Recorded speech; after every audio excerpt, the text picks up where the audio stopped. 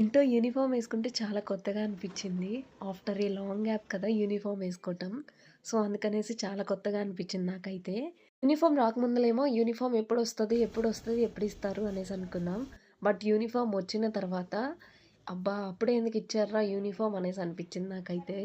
Uniform ఇయ్యకముందులేమో రోజు civil dress ఎవరేసుకొస్తార్రా బాబు అనేసి అనుకున్నాం. యూనిఫార్మ్ ఇచ్చిన తర్వాతేమో రోజు యూనిఫార్మ్ ఎవరేసుకొస్తార్రా బాబు అనేసి అనుకుంటున్నాం.